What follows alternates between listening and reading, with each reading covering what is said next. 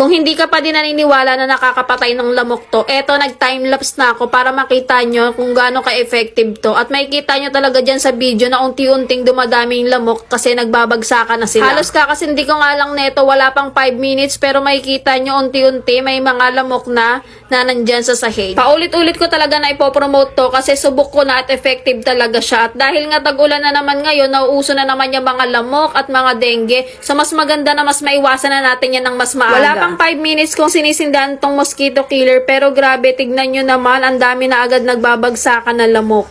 Ayan na yung mga lamok na nagbagsakan. Ayan. Yung iba dyan may pumapalag-palag pa pero hindi na makakalipad yan kasi nahilo na sila sa mga mosquito killer na nilagay ko. Grabe no, ang galing. Na-amaze lang kasi ako kasi nga sobrang effective niya and hindi siya masakit sa ilong ha kasi nga meron na siyang natural flower extract. Yun yung nagpapabango sa kanya.